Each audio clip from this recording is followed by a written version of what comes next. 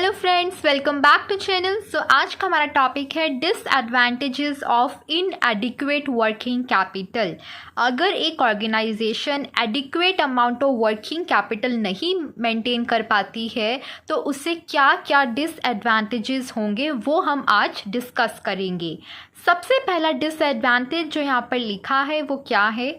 Difficulty in the availability of raw material, कि उस organisation को बहुत मुश्किल हो जाएगा रॉ मटेरियल प्रोक्योर कर पाना फ्रॉम द सप्लायर्स। क्यों? क्योंकि अगर उसके पास फंड्स ही नहीं है तो वो जो है कैसे पेमेंट करेगी उस रॉ मटेरियल के लिए जो वो सप्लायर से ख़रीदना चाहती है। और अगर वो पेमेंट नहीं कर पाएगी तो धीरे धीरे जो सप्लायर्स का ट्रस्ट है उस ऑर्गेनाइजेशन के ऊपर वो क्या होता चला जाएगा? डिस्ट्रॉय होता चला जाएगा। और अल्टीमेटली क्या होगा? उसे डिफ़िकल्टी फेस करनी पड़ेगी in the procurement of raw material. ठीक है, तो ये यहाँ पर फर्स्ट डिसएडवांटेज लिखा था। सेकंड डिसएडवांटेज क्या लिखा हुआ है? डिक्रीज इन सेल्स, कि अगर एक organisation inadequate amount of working capital maintain करती है तो उससे क्या होगा कि जो सेल्स हैं वो डिक्रीज़ हो जाएंगी। एडिक्वेट अमाउंट होती तो सेल्स इंक्रीज़ होती, बट इनएडिक्वेट है तो जो हमारी सेल्स है बिज़नेस की वो क्या होंगी? डिक्रीज़ होंगी। क्यों डिक्रीज़ होंगी? सेल करने के लिए बिज़नेस के पास फिनिश्ड गुड्स होने चाहिए और फिनिश्ड गुड्स होने के लिए पैसा होना चाहिए ताकि रॉ मटेरियल खरीद कर उन्हें प्रोसेस कर फिनिश गुड्स में कन्वर्ट किया जा सके। बट अगर वर्किंग कैपिटल ही नहीं है तो किस तरह से तो जो है फिनिश गुड्स आएंगे कंपनी के पास और किस तरह से कंपनी उन्हें बेचकर प्रॉफिट अर्न कर पाएगी। ठीक है, तो इसीलिए जो इनएडिक्वेट वर्किंग कैपिटल है उसका क्या अफेक्ट पड़ता है? जो सेल्स हैं बिजनेस की वो डिक्रीज हो जाती हैं। नेक्स्ट देखते हैं क्या लिखा है। नेक्स्ट लिखा है decrease in the efficiency of management.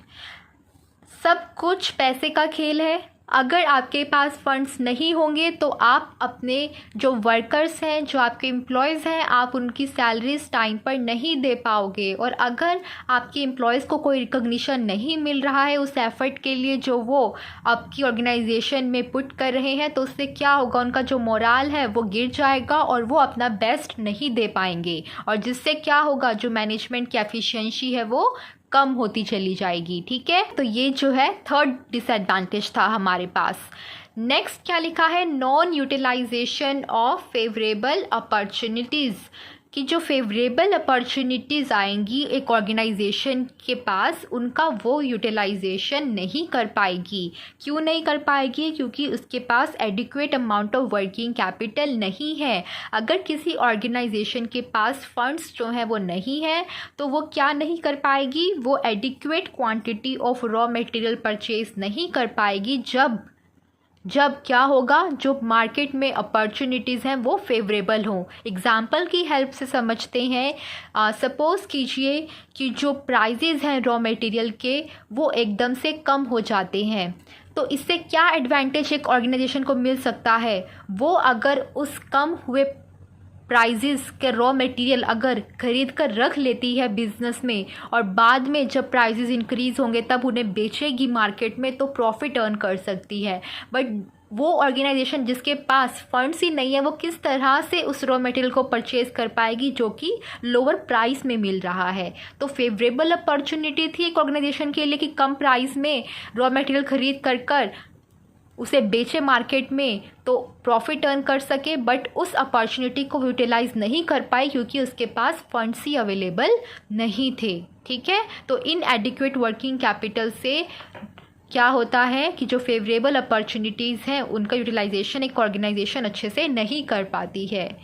Next देखते हैं क्या लिखा है। नेक्स्ट है difficulty in the payment of dividends. Dividend क्या होता है? वो प्रोपोर्शन प्रॉफिट्स का जो organisation as a dividend distribute कर देती है अमंग द शेयर होल्डर्स। अब वो डिस्ट्रीब्यूट करने के लिए कैश होना चाहिए तभी डिविडेंड की पेमेंट हो सकती है। और अगर कैश की स्कार्सिटी है, कैश एडिक्वेट अमाउंट में अवेलेबल नहीं है तो डिविडेंड की पेमेंट एक ऑर्गेनाइजेशन नहीं कर पाएगी। ठीक है, तो ये हमारा नेक्स्ट डिसएडवांटेज था of maintaining insufficient amount of working capital in the business. Next disadvantage देखते हैं। नेक्स्ट है decrease in the credit rating. Credit rating में जो है डिक्रीज़ होगा। कैसे? क्योंकि वर्किंग कैपिटल जो है वो इनएडिक्वेट है।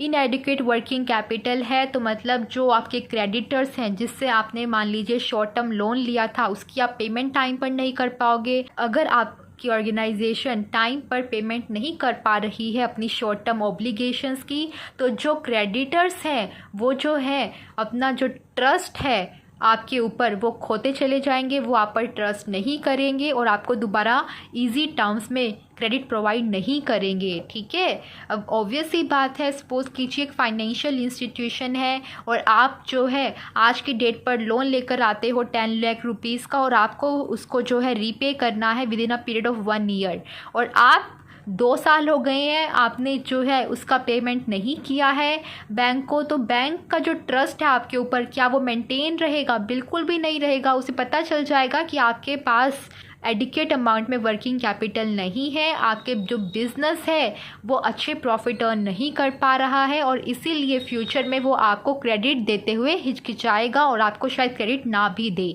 ठीक है, तो वो एक नेगेटिव इम्पैक्ट होगा आपके बिज़नेस के लिए। तो ये हमारा नेक्स्ट डिसएडवांटेज यहाँ पर लिखा हुआ था। तो ये थे हमारे disadvantages of inadequate working capital, या फिर कह लीजिए insufficient amount of working capital in the business. I hope so कि आपको ये सारे के सारे पॉइंट्स अच्छे से क्लियर हो गए होंगे। अगर क्लियर हो गए हैं, समझ में आया है आज का टॉपिक, तो वीडियो को लाइक कीजिएगा, शेयर कीजिएगा अपने फ्रेंड्स के साथ, और चैनल पर नए आए हो तो चैनल को सब्सक्राइब कर लीजिए। Thank you very much for watching this video. Bye bye.